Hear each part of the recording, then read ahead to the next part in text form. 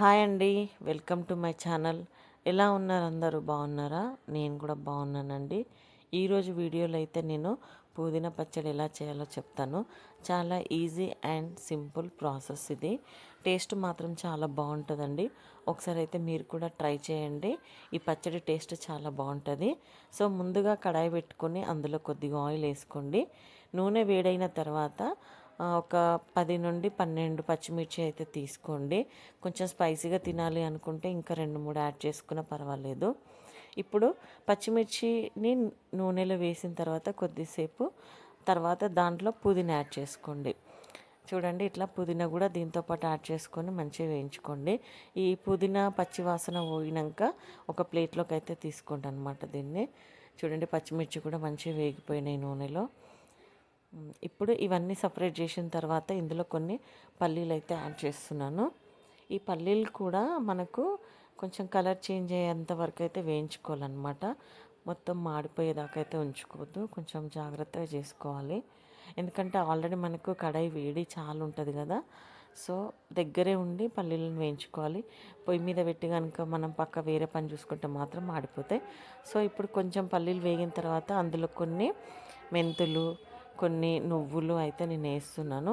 కొద్దిగా జీలకర్ర కూడా నేను యాడ్ చేస్తున్నాను అనమాట. సో ఇవన్నీ వేసిన తర్వాత అయితే ఒక్కసారి కలుపుకొని పక్కకు తీసుకోండి. ఇప్పుడు అదే కడాయిలో కొంచెం ఆయిల్ వేసి ఒక 4 మీడియం సైజు టమాటాలు అయితే కట్ చేసుకున్నాను నేను ముందే. చూడండి, టమాటాలని మరీ పెద్దగా కాకుండా మరీ చిన్నగా కాకుండా ఇట్లా మీడియం సైజులో కట్ చేసుకోవాలి. సో ఈ 4 మీడియం సైజు టమాటాలను అయితే ఈ ముక్కల్ని నేను ఇందులో కడాయిలో యాడ్ చేసుకున్నాను. సో ఇందులో సాల్ట్ కూడా వేసేస్తున్నాను. ఏంటంటే టమాటాలో సాల్ట్ వేసినా తొందరగా ఉడుకుతుంది అనమాట. సో టమాటా అనేది కొంచెం తొందరగా మెత్తబడుతుంది. చూడండి, మొత్తానికైతే మనకు ఫైనల్గా ఇట్లా టమాటా ఉడికిపోయింది. చూడండి, ఇట్లా మొత్తం చూడగానే అర్థమైపోవాలి, మొత్తం మెత్తగా అయిపోవాలన్నమాట.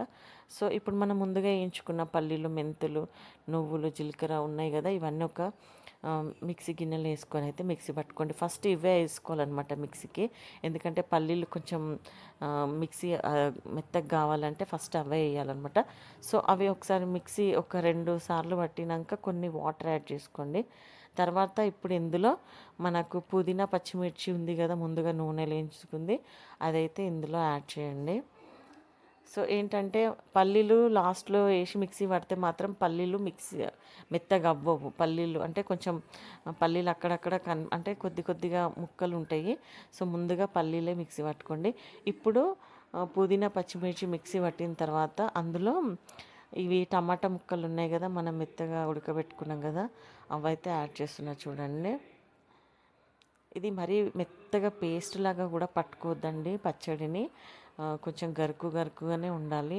అంటే ముందుగా పల్లీలు, నువ్వులు, జీలకర్ర, మెంతులు ఇవన్నీ పౌడర్ చేసుకొని మనకు తర్వాత పుదీనా పచ్చిమిర్చి ఈ టమాటా వేసి మిక్సీ పట్టుకుంటే మనకు పచ్చడి అనేది మంచిగా టేస్ట్గా ఉంటుంది.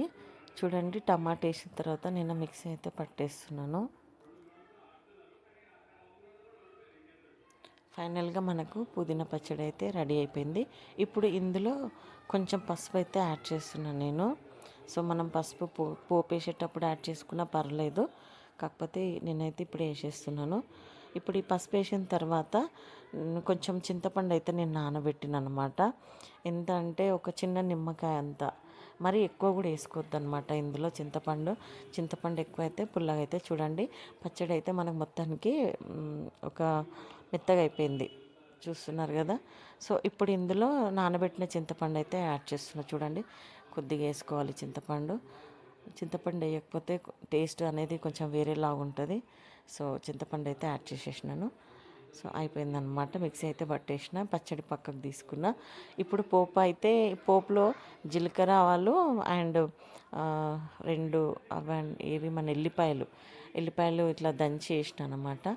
సో 2-3 ఎండుమిర్చి కూడా వేసేసిన.